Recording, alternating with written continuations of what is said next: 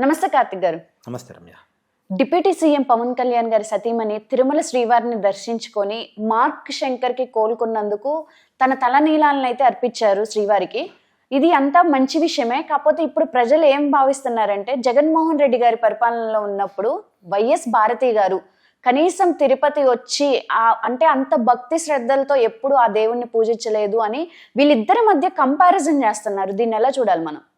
Andhra Pradesh deputy CM Pawan Kalyan గారి సతీమణి versus Andhra Pradesh మాజీ సీఎం జగన్మోహన్ రెడ్డి గారి సతీమణి, వీరిద్దరికి మధ్య సోషల్ మీడియాలో కంపారిజన్ నడుస్తుంది. ఈ కంపారిజన్ కారణం ఏంటంటే పవన్ కళ్యాణ్ గారి సతీమణి ఎవరైతే ఉన్నారో అన్నా లెజనివా, ఆమె డైరెక్ట్గా సింగపూర్ నుంచి తిరుమల వచ్చేసి తిరుమల శ్రీవారిని దర్శించుకొని తలనీలాలు సమర్పించారు. నిజానికి ఆమె రష్యన్ యువతి, మన మతం కాదు, మన దేశం కాదు. ఆమెని పవన్ కళ్యాణ్ గారు వివాహం అట్ట ఫలితంగా మన దేశ సాంప్రదాయాలు నేర్చుకుంటా ఉంది, ఇప్పుడు పాటిస్తూ ఉంది.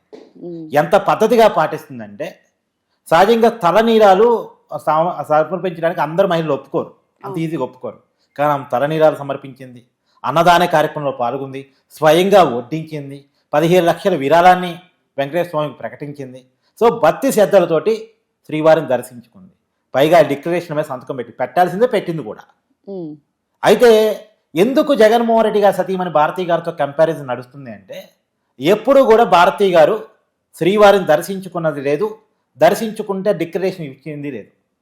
ఎందుకు దర్శించుకోవట్లేదు అనే ప్రశ్నకి సమాధానం ఆమెకు డిక్లరేషన్ ఇవ్వటం ఇష్టం లేక అనేటువంటి చర్చ కూడా ఉంది.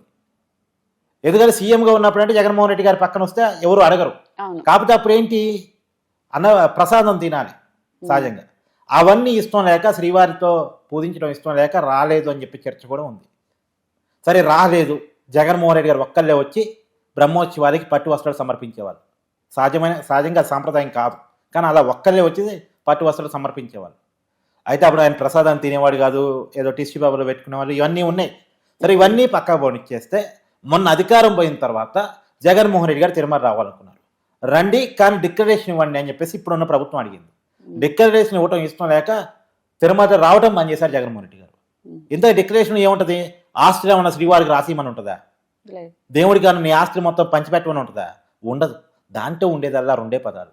ఒకటి, నేను హిందూ మతం మీద గౌరవంతోనే వస్తున్నాను, శ్రీవారి మీద భక్తితో అంటే శ్రీ వెంకటేశ్వర స్వామి మీద భక్తితోనే ఇక్కడికి వచ్చాను అనేది మాత్రమే ఉంటుంది. దాని మీద సంతకం పెట్టి సరిపోయింది.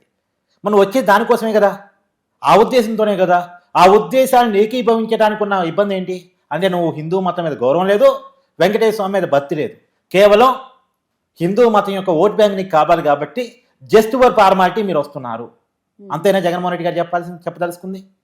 నీకు డిక్లరేషన్ మీద సంతకం పెట్టడం ఇష్టం లేక తిరుమల రావడమే బంద్ చేసావంటే నీకు భక్తి లేదు, గౌరవం లేదు, అంతేగా జగన్మోహన్ రెడ్డి గారు చెప్పదలుచుకున్న పాయింట్. కానీ ఇప్పుడు అన్నా లెజనివా తన డిక్లరేషన్ మీద సంతకం పెట్టి తలనీలాలు సమర్పించి అన్నదాన కార్యక్రమానికి విరాళమిచ్చి స్వయంగా వడ్డించేసి తన సాంప్రదాయాన్ని, తన గౌరవాన్ని తను చాటుకుంది.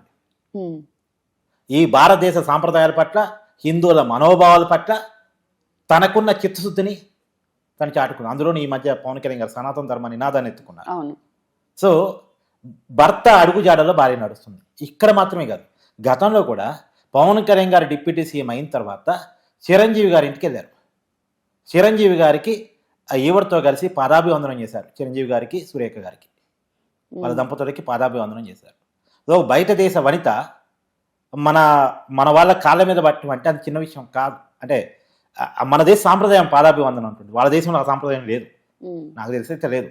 కానీ మన సాంప్రదాయాన్ని ఎలా అచ్చుగుద్దినట్టు పాటిస్తుంది అంటానికి ఆమెను మనం ఒప్పుకొని తీరాలి.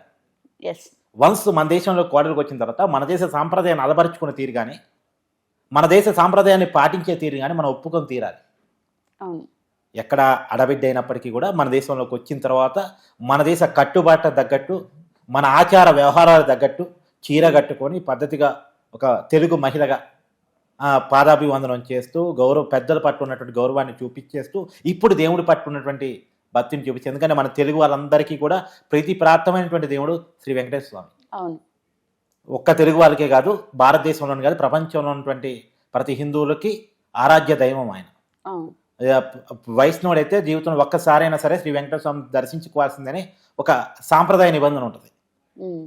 దానికి తగ్గట్టు ఐదే పవన్ కళ్యాణ్ గారి భారీగా ఆమె వచ్చి దర్శించుకొని తలనీలాలు సమర్పించడం మనం ఖచ్చితంగా అప్రిషియేట్ చేసి తీరాలి. అయితే ఇప్పుడు భారతీ గారికి వచ్చేసరికి కొన్ని 2-3 విషయాలు, ఆమె ఎప్పుడు తిరుమల రాకపోవటం, డెకరేషన్ మీద సంతకం పెట్టడం ఇష్టం లేకనే రావట్లేదు అనేటువంటి చర్చ రావటం, అది పక్కన పెట్టేస్తే జగన్మోహన్ రెడ్డి గారు ముఖ్యమంత్రిగా ఉండగా ఒకసారి తిరుమల సెట్ని తన ఇంట్లోనే పెట్టుకొని పూజ చేసుకున్నారు. సహజంగా దేవుడి దగ్గరికి వెళ్ళాలి, దేవుడి దర్శనానికి వెళ్ళాలి, తిరుమల దర్శనానికి వెళ్ళాలి అంటే తిరుమల ఖచ్చితంగా వెళ్ళాల్సిందే. ఆ సెట్ తన ఇంట్లో పెట్టుకోవడం వీల్లేదు. దేవుడి దగ్గర మనం పోవాలి కానీ దేవుడు మన ఇంట్లో పెట్టుకొని ఇక్కడే గుడి పెట్టుకొని ఇంట్లోనే గుడి కట్టుకొని ఇదే దేవుడు అంటే ఎటు కుదిరిద్ది? కాబట్టి ఒక ముఖ్యమంత్రి హోదాలో చేయకూడని పనులు జగన్మోహన్ రెడ్డి గారు ఆరోజు చేశారు. దాన్ని భారతీ గారు సమర్థించారు ఒక రకంగా చెప్పాలంటే.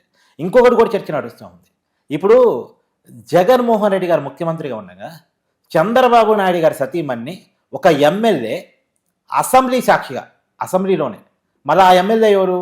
టీడీపీలో గెలిచి వైసీపీలోకి వచ్చినటువంటి వ్యక్తి. ఆయన అనరాని మాట అంటే చంద్రబాబు నాయుడు గారు కన్నీరు పెట్టుకుని జీవితంలో ఎప్పుడు లేని విధంగా, ఆయన అప్పటికి 3 సార్లు ముఖ్యమంత్రి, అప్పటికి ప్రతిపక్ష నాయకుడిగా ఉన్నాడు. అది ఫస్ట్ టైం ప్రతిపక్ష నాయకుడు కూడా కదా ఆయన, 4వ ప్రతిపక్ష నాయకుడు ఆయన. అప్పటికి 3 సార్లు ముఖ్యమంత్రిగా పనిచేస్తున్న వ్యక్తి, 4వసారి ప్రతిపక్ష నాయకుడిగా పనిచేస్తున్న వ్యక్తి అసెంబ్లీలో ఆయన భార్యను పట్టుకొని, ఆయన సతీమణి భువనేశ్వరి గారిని పట్టుకొని ఒక ఎమ్మెల్యే, కేవలం ఒక ఎమ్మెల్యే ఇష్టారీతిన మాట్లాడితే, అనరాని మాట్లాడితే ఆయన కన్నీరు పెట్టుకున్న సభ నుంచి ఇది గౌరవ సభగా లేదు, గౌరవ సభగా మారిన తర్వాత నేను వస్తానని చెప్పేసి తిరిగి కన్నీరు పెట్టుకుంటూ వెళ్ళిపోతూ ఉంటే ఆ కన్నీరు చూసి జగన్మోహన్ రెడ్డి గారు అదే సభలో ముఖ్యమంత్రిగా సభానాయకుడిగా ఉండి నవ్వారు. నవ్వుతూ చూశారు తప్ప అప్పుడు వాళ్ళ పార్టీ ఎమ్మెల్యేని ఏం నువ్వు మాట్లాడే మాటలు ఏంటి, అది పద్ధతేనా అని కనీసం గద్దించేలా అడగలే, నవ్వుతూ చూశారు. తిరిగి అదే జగన్మోహన్ రెడ్డి గారి సతీమణి మీద ఇవాళ ఒక టీడీపీ కార్యకర్త ఏదో అలాంటి అనరాని మాటలంటే ఆ మాటలన్న 24 గంటల్లో, ఎందుకంటే అతను అన్నదేమి అసెంబ్లీలో కాదు, ఒక బయట మీడియా కెమెరా ముందు అన్నాడు. అతనేమి ఎమ్మెల్యే కాదు, ఒక కార్యకర్త మాత్రమే. అతని మెచ్యూరిటీకి ఒక ఎమ్మెల్యే మెచ్యూరిటీకి చాలా తేడా ఉంటుందిగా. ఒక కార్యకర్త మెచ్యూరిటీకి ఒక ఎమ్మెల్యే స్థాయి నాయకుడి మెచ్యూరిటీకి ఎంత తేడా ఉండాలి? కానీ ఈ కార్యకర్త మెచ్యూరిటీ లేక ఏదో అన్నాడు అంటే అన్న 24 గంటల్లో కేసు నమోదు చేసి అరెస్టు చేసి జైలుకు పంపించారు. ఏదో కేసు పెట్టి మమ్మాని పెట్టడం కాదు, కేసు పెట్టడం, అరెస్ట్ చేయటం, జైలుకి పంపించడం, ఇవన్నీ లెస్ దెన్ 24 అవర్స్ జరిగిపోయినాయి. రైట్. అది ఎవరు అన్నందుకు? భారతీ గారిని అన్నందుకు, జగన్మోహన్ రెడ్డి గారు సతీమణి అన్నందుకు. అది ఇప్పుడు తన భార్యనంటే ఏడ్చుకుంటూ పోతే జగన్మోహన్ రెడ్డి గారు పట్టించుకోలేదు. అదే జగన్మోహన్ రెడ్డి గారి భార్యనంటే చంద్రబాబు నాయుడు గారు ఎంత సీరియస్గా రియాక్ట్ అయ్యారు. వాళ్ళ పార్టీ నుంచి ఆ కార్యకర్త సస్పెండ్ చేసి జైలుకి పంపించి ఎలా రియాక్ట్ అయ్యారు. మరి భారతీ గారికి ఇప్పుడు థ్యాంక్స్ చెప్పాలనేటువంటి కృతజ్ఞత బాగుండాలిగా. గత 3 రోజులుగా కనీసం స్పందించలేదు. అదే కొన్ని ఎక్స్పెక్ట్ చేయం కూడా, నాది చంద్రబాబు నాయుడు గారు ఎక్స్పెక్ట్ చేయరు. ఎందుకంటే జగన్మోహన్ రెడ్డి గారు సొంత చెల్లిని తనకి వదినం అవుతుంది భారతీ గారికి, షర్మిల గారు, ఆవిడ్ని ఇష్టారీతన వైసీపీ కార్యకర్తనే మాట్లాడినప్పుడు స్పందించలేదు. విజయమ్మ గారు భారతీ గారికి అత్త అవుతారు, అత్త కదా, అత్తని వైసీపీ కార్యకర్తలే వాళ్ళ సోషల్ మీడియాలో ఇష్టారీతను తిట్టినప్పుడు, క్యారెక్టర్ అసాసినేషన్ చేసినప్పుడు భారతీ గారు మాట్లాడలేదు.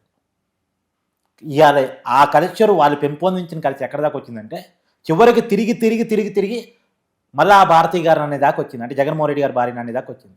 వాళ్ళు పెంచి పోషించిన కల్చరు వాళ్ళ దాకా వచ్చింది. అంటే కత్తి పట్టుకున్నాడు కత్తికే బలవుతాడు అని బూతులు రాజకీయాలు స్టార్ట్ చేస్తే ఎవడో ఒకడు నోటి తోలోడు యువతలు కూడా అంటాడు కదా, ఖచ్చితంగా అక్కడ దాకా వచ్చింది. కానీ ఇక్కడ చంద్రబాబు నాయుడు గారు ఉన్నారు కాబట్టి దానికి పులుస్తా పెట్టే పని చేశాడు. ఇప్పటికైనా పులుస్తా పడితోలేదు. అయితే ఇక్కడ పులుస్తా పెట్టారు లేదు ఇవన్నీ కాదు, ఈ రాజకీయాలు ప్రక్కన పెట్టేస్తే భారతీ గారు స్పందించాలిగా.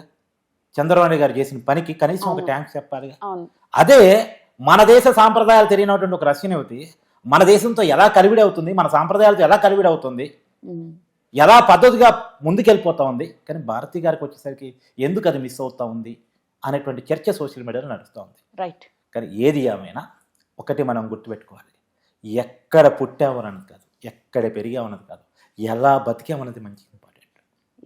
అలా ఉంటే ఎప్పటికైనా మన వాళ్ళు ఓన్ చేసుకుంటారు. ఏదేమైనా ఖచ్చితంగా మనం ఇక్కడ పవన్ కళ్యాణ్ గారి భార్యని అప్రిషియేట్ చేయాలి. ఇదే సమయంలో మళ్ళా చెప్తున్నాను, భారతి గారి మీద చేసినటువంటి కామెంట్స్ మళ్ళీ ఖండిస్తున్నాను. అంటే ఈ సందర్భంగా కాకపోయినా అవకాశం వచ్చిన ప్రతిసారి కూడా అలాంటి కల్చర్ కరెక్ట్ కాదు కాబట్టి భారతి గారి మీద టీడీపీ కార్యకర్త చేసినటువంటి వ్యాఖ్యలు నేను ఖండిస్తూ ఉన్నాను. అలానే అన్నా లెజ్నివా చేసిన పనిని మనం అప్రిషియేట్ చేయాలి, చేస్తున్నాను. రైట్, థ్యాంక్ యూ కార్తిక్ గారు.